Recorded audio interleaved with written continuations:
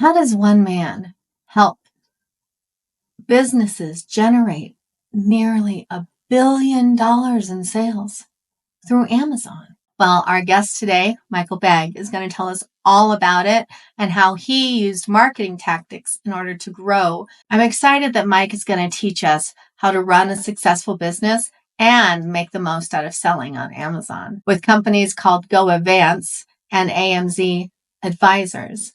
I think we're going to have a lot to talk about. Are you ready to think big and act bold? Then you are in the right place. This is Innovative Entrepreneurs, a podcast that will bring you the stories, insights, and tips from some of the most successful and innovative entrepreneurs in the world. I am your host, Erica Bailey, and I am here to help you start, scale, and sustain your own entrepreneurial journey. Let's get started. And today I am excited to chat with Mr. Michael Begg. He is an entrepreneur and an expert in e-commerce and digital marketing. As the co-founder of AMZ Advisers, Mike has helped businesses from all over make over $500 million in sales since 2015. That sounds really cool. We should do that. Yep. Mike is just not about big numbers, though. He actually also teaches how to sell on Amazon through these AMZ courses. Plus, with GoAvance, he's helping brands do well in countries like those in Latin America. So we're going to dive in. We're going to talk to Mike about his experiences running successful businesses and how to sell on Amazon, basically, right? How you doing, Mike? Thank you so much for joining me. I'm doing very well, Erica, and thank you for that lovely introduction. I'm happy to be here today and hopefully share some wisdom with your audience. I have no doubt you've got plenty to offer. So I'm going to actually give a shout out to your websites in advance because they're very nice. These websites are beautiful. GoAvance. It's not Advance. I thought. It's Avance. Avance. No, it's close. And then AMZ Advisors. Yeah, these websites are gorgeous. So, Mike, Tell me about GoAvance. It's not GoAdvance. So I got confused there, but GoAvance. What is this? I mean, I love the website, been reading the content, but I think you need to share what this is all about. This business came out of something that I realized, mainly because I don't live in the US. Didn't mention that yet, but I live in Mexico.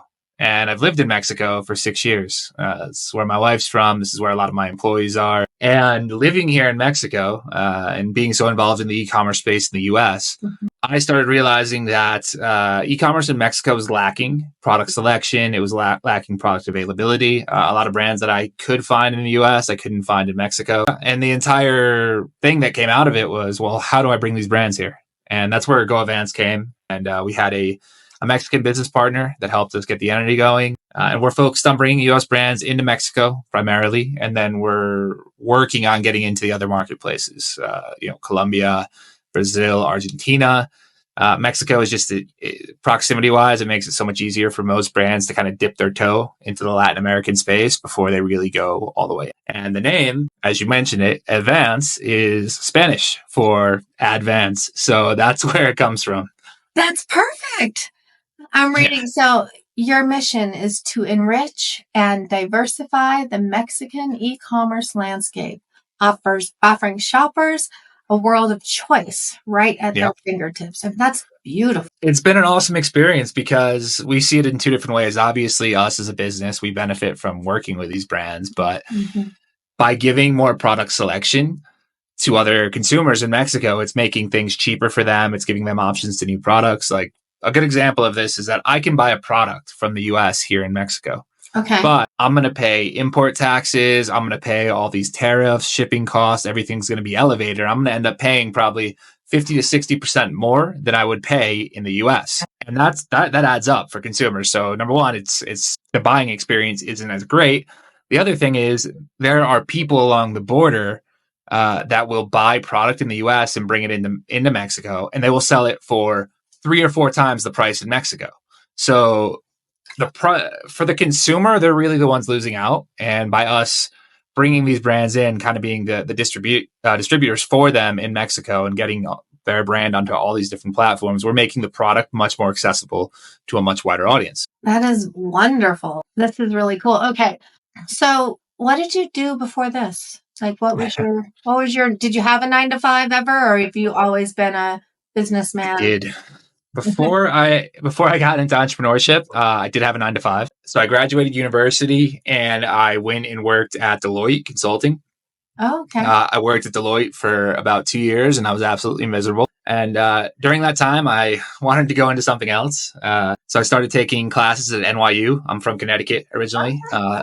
So started taking classes in the city at NYU in real estate. And this is going to be a long story, but got my certificate in real estate, got a job in real estate development working for Sears. So that's kind of the next step when we start getting into the product side, is that I was working in retail. And this was when Sears was struggling as a company. This was like 2013, 2014. And during that time, I was doing a lot of different stuff, but we were closing Sears stores. We were redeveloping Sears stores. We were selling them off. Same with Kmart. Kmart was also owned by Sears. And essentially everything we were doing was trying to save money for Sears to keep going as a business. And with that, I started seeing some of the changes coming in the space. E-commerce was becoming more and more prevalent. It was eating to our sales more and more. Sears itself was investing in its own e-commerce platform. So it kind of really started opening my eyes to the possibility of it.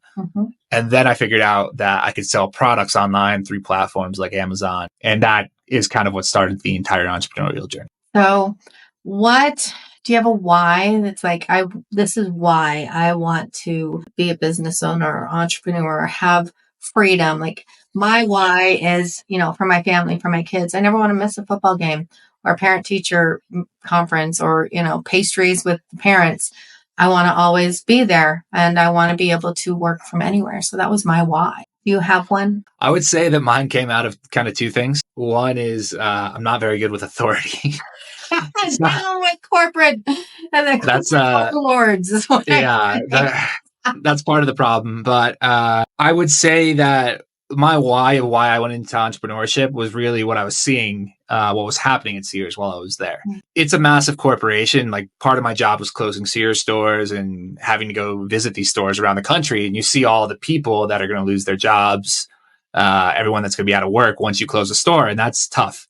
Yeah. And it kind of made me realize that the reason we're closing these stores is because the company was mismanaged by other people. And there's no such thing as a safe job. No. So if there's no such thing as a safe job and I'm relying on other people's decision making, why should I not just be more reliant on mine? Do I trust myself to make better decision making than these other people? And that's kind of what's really started pushing me down the entrepreneurial route.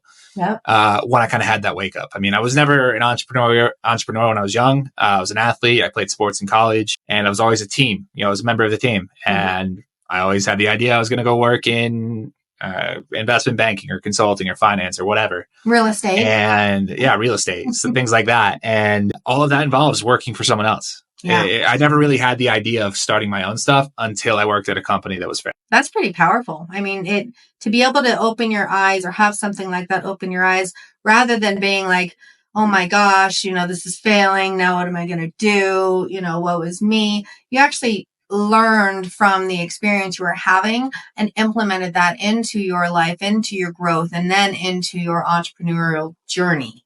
So that's pretty freaking impressive. So it says that you helped manage businesses generate over $500 million in sales. Is that written right? That is written right. And it's actually approaching 1 billion at this point. But what we have done, this is on the AMZ Advisers side. Yeah. We started the company about 2015. This was the first company I had after I started some brands and was selling products online. As an agency, we partner with brands to help them sell more products on the Amazon platform in the US. And we've had the opportunity to work with some really big household name brands. Some of the ones that you might know would be like Rembrandt Whitening, Clorox. You go.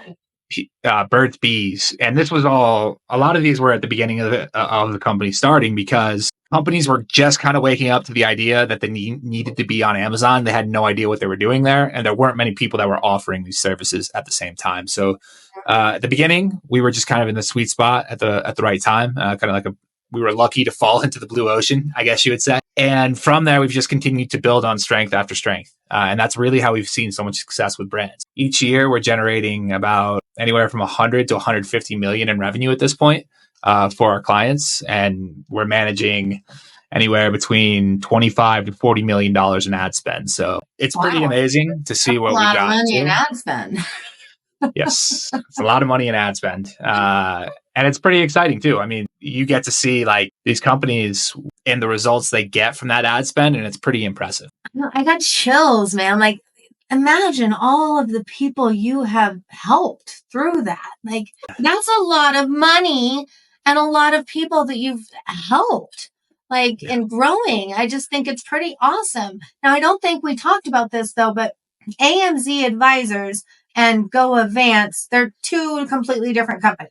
Exactly. They're two different companies, but they kind of came out of the same, I guess, the same place. Our partner on GoAvance was one of our former employees in Mexico. So we saw the potential in him. We kind of saw the opportunity to do something with him. And then originally we started trying to build a Latin American branch of our advertising agency. And it was just too difficult. It was too difficult to find clients. They didn't want to pay what they needed to pay to make the business viable. So we kind of pivoted and said, well, why don't we just sell products ourselves? And that's where the distribution piece came out of it and where we started mainly focusing on bringing the brands into Mexico. This is really cool. I'm really enjoying this conversation because I'm actually learning quite a bit. So you have clients and you do marketing ad spend for your clients. So who are your actual clients? Is it the big brands or is it the people? It's the big brands selling on Amazon, right? Yeah, it's the big brands. I mean, that's who, at the end of the day, that's who pays us more or less. Yeah. So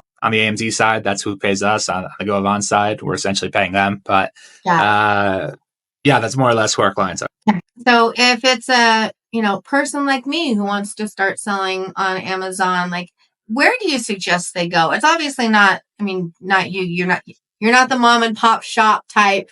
But is there like a special or a place that people can go to really learn about how they can do it on their own? I mean, there's plenty of places to learn. There's plenty of free resources out there as well as paid resources. So from free resource standpoint, if you go to YouTube, there are hundreds and hundreds of people talking about how to sell on Amazon. Okay. Facebook groups, there's tons of different groups there. The groups I learned with, and I'm not even sure like how active they are anymore, was the Amazing Seller with Scott Volker. Okay. He had some really good resources. I don't know if he's kept it going since then. Greg Mercer, he was the founder of Jungle Scout. He had some really good content back then, although his videos quality was not that great. Greg Mercer had good content. I mean, now there's a lot of other people putting out good content out there. So there's lots of free stuff. Now, obviously, the challenge with free content is that it's very difficult to decipher what's up to date, what's not up to date, what's correct, what's not correct. Yeah. When it comes to paid resources, there's a variety of different courses out there. We have our own course, amzcourses.com. Okay. So these are all different ways that you can learn from other sellers or from other professionals in the field on how you can start selling products on Amazon yourself. You said AMZ courses.com. Courses.com. All right. I'll make sure that all of these are in our show notes so that people can access them. I know I'm going to go check it out for sure. You're growing this company. You have, GoAvance. Is that? I didn't. GoAvance. Yep. You got it. Oh, boom. All right. And AMZ Advisers, like, what do you think was your most innovative strategy or marketing strategy that helped you kind of get to this business? Did you try anything new, or is there something that's been stable for you in the marketing realm to help you grow to, the numbers that you've reached? I mean, it's constantly changed over time. And I think that's one of the biggest things is that the marketing channels that are going to work for you and for the types of clients you want to work with are always going to be evolving. Mm-hmm. So now one of the channels that's performing the best for us is paid ads. Okay. But when we were starting out, cold email was performing very well for us. Job platforms like Upwork was performing very well for us. SEO, we built the website from 0 to 65,000 monthly users. SEO was always a big source for us. Does SEO take a long time? It does. Yes. Right. Okay. That's right. I just want to make sure people understand SEO, search engine optimization. It does not happen overnight. It takes a while, but once it's there, as long as you keep up with good content, man, you own that home page or that, that first page. So exactly. And like, that's exactly what we did. And from there, we tried capturing leads with lead magnets, with chatbots, whatever way we could, getting people to the website. So that's kind of how we use that channel. Another channel that's been performing really well for us lately is partnerships. We do a lot of co-marketing with other companies that are in the space. Partnerships are a really good way to generate leads from webinars, from events, from email list swaps, a variety of different ways you can work with partners. You can also incentivize partners with referral and affiliate agreements. Yeah. So there's a variety of different ways to work there. Client referrals is probably the one channel where we're actually the weakest, to be honest. And It's the best, we just though. It's the best. it's so cheap. it's just very tough. It's very cheap, but like for us, we've always had a very tough time, I guess, tapping into it the right way. I guess that's how I would say it. I mean, the industry we're in is very performance marketing based, or the service we provide is very performance marketing based. So you have to hit people at the right time when they're happy with their performance versus when they're not happy with it. Yeah. So it's been tricky to navigate that, but it is what it is. Hey, So. as long as it's part of your marketing strategy, and it's, as you move forward, you'll learn how to figure it out, and it'll run great for you. Honestly, I believe. Talk to me about these ads. So you're spending a lot of money on ads. Like, what platforms do you use? If you don't mind telling us. Yeah, if any of this is secret sauce, then I know my answers, but I'd like to hear. No, it's not secret. I mean, we use Meta, we use Google Ads. Okay. Those are the main platforms. LinkedIn, we've tried before, but the return on ad spend's not that great. That's where the majority of our ad spend is. We don't do like direct advertising with any platforms. We don't really do sponsorships of events or any marketing that way. So it's really just Meta and Google Ads. Okay, so you're not really pushing it out on. Do you do like retargeting, anything like that to drive those? Yeah. We do retargeting. I mean, with the number of users we have, we want to make sure that we're capturing those correctly. So yeah, retargeting is part of it. It's usually within those platforms, though. Sounds like you have a great marketing director or team. I need a new one, though. Let me know. I will let you know, because as we grow, I mean, it's one of the challenges is like, how do we manage everything? Absolutely. Yeah. So we all grow, we all learn, we all make mistakes, right? So what are some of the common mistakes that you've observed, within your growth that maybe, or mistakes you made in your growth that you've learned from and that you think others might learn from as well? If you have any, but I think we all do, right? I think, no, of course, we have plenty of mistakes. And I think they come down into a few different categories. I think the first one is just thinking that money solves everything, or that you can just throw money at problems. And that's not the case. I mean, we've made plenty of hires trying to get someone to take over a certain aspect of the business that we were struggling with at the time, instead of diving into it, head first and really getting to the root cause and figuring out what the solution is. So we've put people in positions, or we've overpaid for people to solve a problem. And then once the problem's solved, we struggle to reuse them in the right way. And, unfortunately, we have to, at that point, you have to make a decision. Do you keep paying this person or do you move on from it? So that's one mistake that we've definitely made. Another is expectations for people. Same thing with the hiring side is like we expected too much from an employee, or we expected them to be able to accomplish too much, or that their skill set was at a certain level higher than we actually thought it was. Yeah. I think those are other big problems when it comes to growing a business, is just making poor hiring decisions, because it puts you in a position as well where if you set high expectations for them and they don't hit them because they don't have the skill set, it's on you. It's not on them. And that is a very difficult situation to get out of, because you're going to have to let them go. Yeah. And it's not anything of their own fault. It's your fault as the owner. So I love the fact that you recognize that. I feel like number one in business should be your team. Number two should be yourself. And then number three should be your clients. And if you take care of your team and yourself, your clients will be taken care of. It's just how it works. That's how successful businesses, in my opinion, run. It's all about kindness and understanding your team.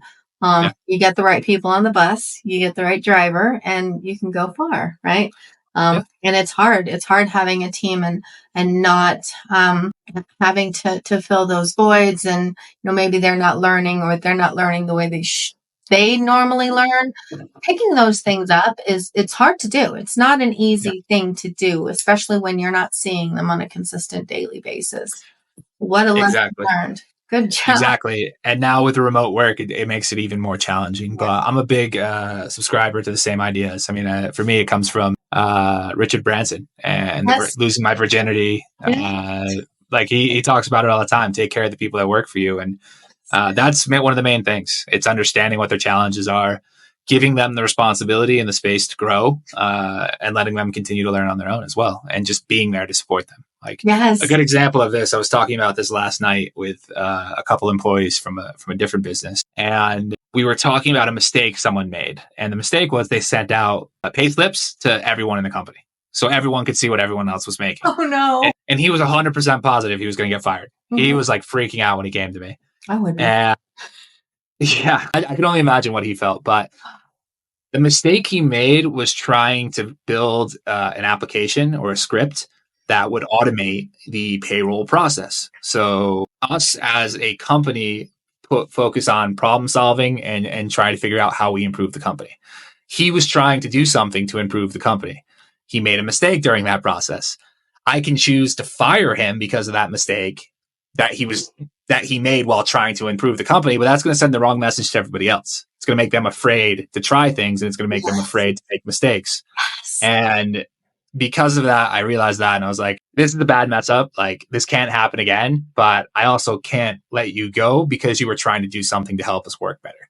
And I think that's the kind of mentality. It's like giving them that support, making them feel like they're safe to try things, and letting them, and then setting the boundaries when things do go out of line is like, all right, this isn't acceptable. It can't happen again. Yes. And that's like the best way to move forward, in my opinion. Oh my gosh. I love that. I love that. I was actually, writing down, what are the steps that you think you should take to fix the mistakes. But I mean, it really sounds like you've already figured that out. You've already been doing it. So just, again, the kindness and the understanding, like, that is a very hard position that you were put in. And I believe that most people would be like, just done, because if they're done, then you have somebody to blame, and it doesn't lie on you as the business owner or the boss or, the manager or whatever. But you took that and looked at it as though he had something to offer. He made a mistake, but I know there's something more there, is what it sounds like to me. And so it's like, there's something more there. I think that your intentions were good, and, grow with us. I mean, that's a hard decision to make, especially with something that, that major. Yeah. And I mean, it really comes down to being able to put yourself in other people's shoes. As the owner, if you don't think about how this is going to affect everyone else, not just the employee, but how the rest of the company is going to look at it, it's going to lead to decisions that are going to have negative consequences that you don't realize at the moment. So it's about not making a rash judgment and really thinking about what the bigger picture is and what needs to be done to avoid a bigger problem. Okay.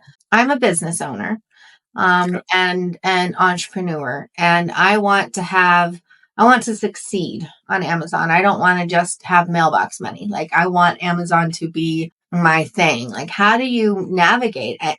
Amazon sales are really challenging, aren't they? It depends what you mean by challenging. I mean, the main challenge with the platform is that it's heavily pay to play now. I mean, when I was starting to sell back in 2013, 2014, you could throw a product up and it would start selling pretty quickly. I mean, the first product I launched, the first day that it went live, we sold like 30 units of it. And it was like, from that, we made like $600-700. And we were like, whoa, this is awesome. Like, day one, like, we did this. It's not like that anymore. You got to pay money into advertising. Yeah. That's one of the challenges. But the great thing about Amazon is that it's where people go to find products, and it's where people go to buy products. So the benchmark that I always use is what D2C websites or direct-to-consumer websites perform at.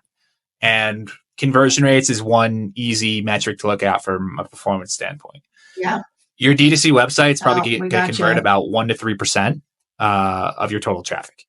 Amazon, the average conversion rate is about 8%. Okay. So you're looking at 2.5 times more conversions on Amazon. So when you think about it that way, it makes more sense to be advertising or be spending your advertising dollars on Amazon, because you're going to get much better return on advertising spend. And that's kind of the way that you have to first start thinking about it when you're deciding, why should I put my products on Amazon, or is it challenging? It's like, well, yeah, it's challenging, but it's even more challenging to build a D2C website that converts well, that people are finding, that I'm getting a good return on my ad spend from. So the competition, there's fierce competition on Amazon. Is that goes back to the whole, pay to play? Is that the more money you have, the the more likely your product is going to sell? Or are there other ways to increase that? It's like SEO, right? If you're not paying to play, you have to have optimization. I'm assuming, is it reviews? Is it the number of products sold? Like, how does that work? There's a whole variety of different things. So you already related some of them from like the SEO understanding, paid ad understanding, and then figuring out how to drive traffic. So starting with the SEO aspect, Amazon is a search platform. It's like Google. Yeah. The factors that go into the search ranking are different. Amazon is focused more on conversions and sales history to determine relevancy for a specific search term. So, for example, if you are a water bottle, the more frequently that your product converts on the keyword water bottle, the more relevant Amazon's going to think it is, and the more the higher up its search results it's going to show. That's organics, just like organic search. Exactly. So in theory, it's virtually the same. Backlinks and all these other things have different impacts, but like virtually it's the same. Okay. Now, when we talk about conversions, which is obviously taking advantage of this traffic, it comes down to reviews. Social proof is a big part of the Amazon platform, and seeing the number of reviews or what people have rated a product determines whether your product is going to convert well or not. The other aspect is just good imagery. Product images need to look good. If your images don't look professional, customers aren't going to buy them. They're going to think this isn't good quality. It's a knockoff product from China, whatever it may be. Yeah. And again, that's going to affect your conversion. So now we're looking at SEO. It's all good. We're looking at SEO and conversions. Those are the two things. Now it's paid ads to drive traffic to your listing, because paid ads is going to trigger more conversions. Yes. It's going to lead to you improving your placement in organic search results. And it's really just building out the sales funnel from there. Another way that we look at it is we drive a lot of outside traffic to Amazon to try to help people rank higher. So we do a lot of affiliate marketing for the brands we work with. So we're building placements on other websites, driving traffic through that, working with influencers to try to drive traffic to Amazon. All of these different aspects is to really achieve one goal. How do I increase conversions to get my product to show up higher on search result pages? Yeah. So, Mike, things are probably way different today than they were even 2 years ago, right? So how do you build out this brand and start this whole process? What are your steps? It's tough. And I briefly touched on what the sales funnel looks like on the Amazon platform, but you kind of need to have a vision of a sales funnel in your business as well. And when we look at a traditional sales funnel, you have top of funnel awareness, you have middle of the funnel consideration, and bottom of the funnel conversion, and loyalty at the end, getting consumers to come back. So when we start with that, we can kind of see how things work. Now, 70% of all online searches are going to Amazon for products, I should say. So if someone wants to find a product, they're going to Amazon to search for it. So when you think about that from an awareness perspective, Amazon kind of sits at the top of your funnel. So it really makes sense to start building out the channel on Amazon, because people are going to Amazon. If your product's there and you're running ads, there's a good chance they're going to find your product. They're going to buy your product. It's going to lead to immediate sales, and it's going to start bringing them, or they're going to start entering into the awareness stage and eventually the conversion stage. It's also going to, they like the products. They start spreading by word of mouth. Now you're building more awareness for your brand. So Amazon is the first place I would focus if I was going to be launching a brand these days. Start building out my Amazon channel, getting going there. I would also then focus on other platforms. And it really depends on your product at this point. But I would get onto Walmart 100%. There's a variety of other platforms like Wayfair and other, and they're really going to be product specific on what brand you're building. And the other thing is I would get onto the right social media channels. Another platform could be Etsy, depending on your product. But then I would get onto the right social media channels. Pinterest, for example. If your target audience is women, Pinterest is a great place to be. If it's visual, if it's in certain categories, even food can do really good on there. Design, clothing, apparel, home goods, all that type of stuff can do really well on Pinterest. And that can drive a lot of traffic to Amazon, or a lot more traffic to whatever platform you're going to. So start with the platforms, then start focusing on the channels on where people are where your target audience is living. And we're talking about the awareness stage here. Yes. How do we start creating consideration? Well, a lot of that's going to be from getting onto websites, product review websites. How do I get this is where the affiliate marketing piece can come in really handy, is how do you create more brand awareness in comparison to other brands? So how do you get someone searching for another brand to start considering your brand? And that one of the ways to do that offline or off platform, I should say, is to start putting your product next to your competitor products. And the way to do that is with product reviews, product comparisons, that type of content. Speaking of product reviews, are they real? Yeah, I mean, most of them are. I can't speak how every platform does it, but in general, I've found that they've been real. That's what I mean. Like on Amazon, you see all these different reviews and hundreds of them. And it's like, are these real people though? It's like old school, like back, black hat SEO type feeling. Like, are they really real? Yeah. So it's always been a stupid question of mine, but No. I mean, it's a good thing. Is like there is a lot of review manipulation out there. Amazon tries to catch as much as it can on the platform, but they can't get everything. And that does have a big impact. I mean, back in the day, like there were literally like review farms in China of all these people leaving fake reviews on Amazon, and Amazon wasn't doing anything. Now they went after some of those people and sued them and shut them down pretty much. But like that was a big thing, because if your product had, well, you have to think about it from that perspective. But if your product had 1,000 5-star reviews, that is obviously going to have a good impact on the overall appearance. Most people are going to realize though that 1,000 5-star reviews is probably a little unrealistic. Like that makes you think whether the product's real or not either. The sweet spot, in my opinion, is kind of between 4.5 and 4.8. Oh, okay. That's kind of, when you have that kind of like review balance, that means that your product is pretty well generally liked. It seems genuine because all the reviews aren't fake. So that's kind of where like you start seeing the better results from there. And yeah, that's just kind of how we look at reviews as a company on Amazon and on other platforms. This is so cool. Like you have this down to a science, man. Did you like take like marketing courses, or did you just learn through osmosis, or just woke up a badass? Like how did you get to this point? Because truly everything you're saying is like the man knows what he's talking about. So like, what did you YouTube? Like, I mean, I think we all did. Well, the marketing specific knowledge, yes. I mean, I learned a lot of that from taking courses, from osmosis, from doing it myself with my own brands. That was a big part of how I learned to do e-commerce marketing, or the service that my company provides. But in general, like I studied in college, I studied economics and political science, and they're both essentially studies of systems and how systems work. Yes. And that's essentially what it is like once you have an understanding of how the system is structured, you can start looking at how you can affect the system and to get the results you want by changing the inputs you're putting into the system. And that's why I talk about the funnel so much, because it's just a system. And when you figure out that if I put more people into the top of the funnel, I get more people coming out. All right, now how do I do this at a low enough cost where it gives me a good enough return? And it's just figuring out how to play with the variables until you get the results you want. That is really cool. Did you like math growing up? I did. I was very good at math. That makes sense. Okay. So in your opinion, what are the key e-commerce trends that entrepreneurs should be looking at if they were going to jump on board today? Like, how do they follow trends, or what do they need to be looking for?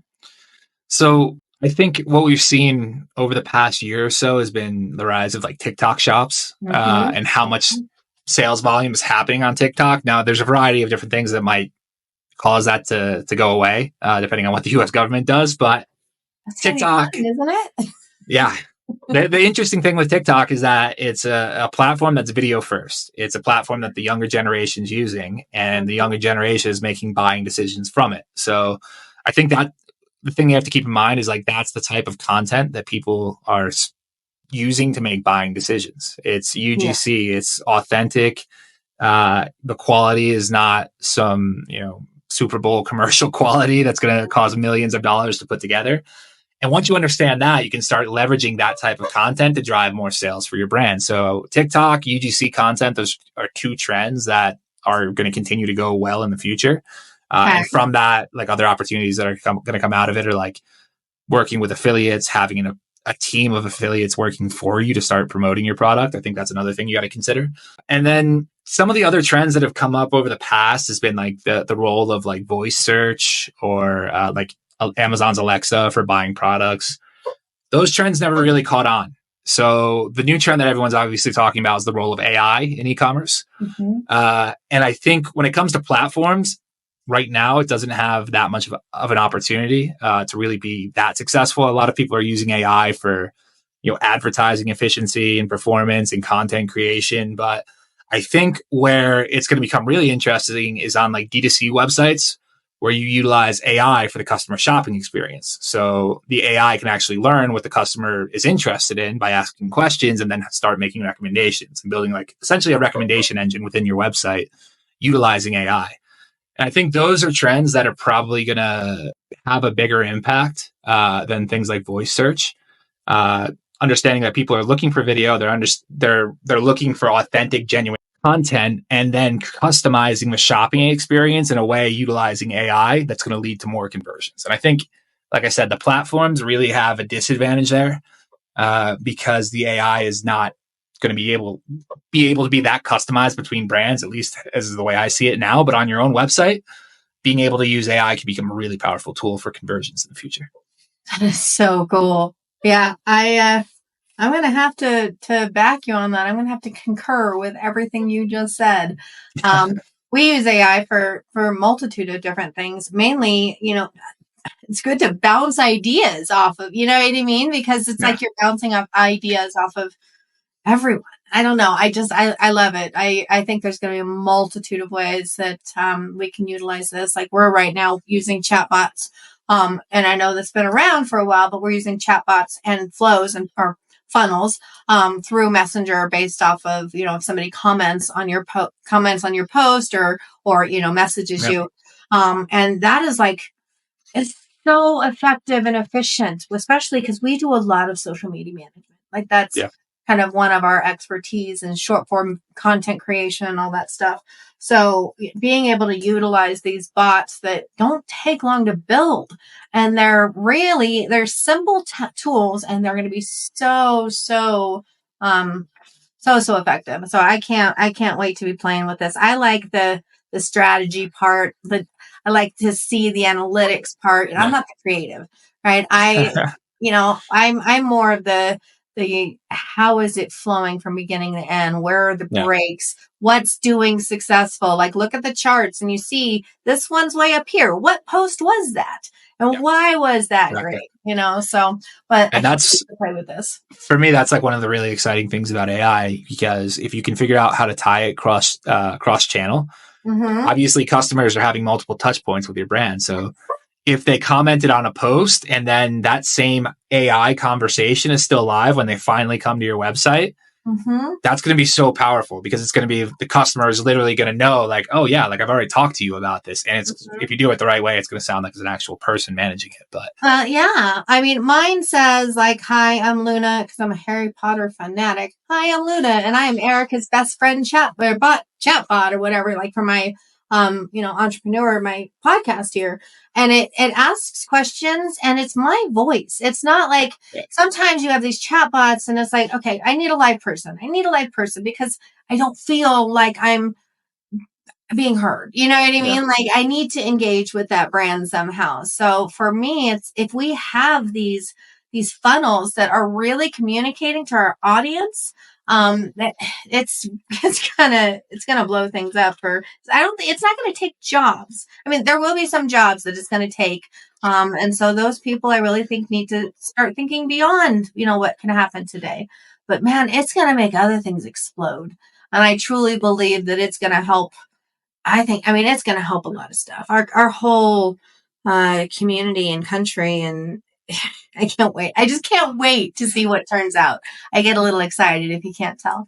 All right. So I asked this to everybody and I get the coolest answers. But Okay.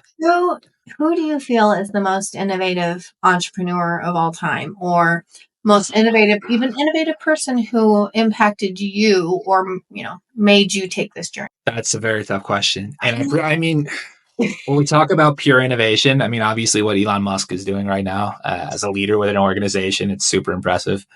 For me, I'm going to kind of go back to who I mentioned earlier. Like Richard Branson, to me, it was a huge impact on how I wanted to be as a leader and how I wanted to actually treat the people I work with. And I think that is probably one of the most influential people that I've had on my end. And when you think about what he built, I mean, as an innovator, he iterated on a lot of things that were already existing, but found ways to make the customer experience better. I mean, he went from building a magazine to launching a record store to building gyms, banks, an airline, like all this other crazy stuff. And like those industries don't really tie together in any way that really makes sense. But he had the skill set of how to manage people to help him achieve those, and the vision to actually get things done. So, for me, he's a really good, influential person on me, and who I would probably say I look up to the most. That is the first time anybody has said that one. So, congratulations! Yes. Awesome. Well, I really appreciate talking with you. I think that you're going to bring a lot of value. So, where can people find you? Yeah. So the best place to find me is, directly at my email, mike@amzadvisers.com. You can also check us out on the website, amzadvisers.com, goavance.com, my personal website, mikebegg.me. So wherever you want to find me, feel free to contact me. We'll make sure all of the links for all of your socials and the different websites are in the show notes. And again, thank you. You have been a pleasure. I'm just so blessed to have you on here. I've learned a lot and I am truly grateful. So, thank you. Thank you for having me, Erica. I really appreciate it. Wow, what a great episode. I hope you had as much fun as I did. If you want more of this goodness, make sure you subscribe so that you get notifications for future podcasts. And if you found value from this, please share it with others. You can visit our website at cwgdigital.com. This is Erica Bailey. I am your host, and I will see you next time.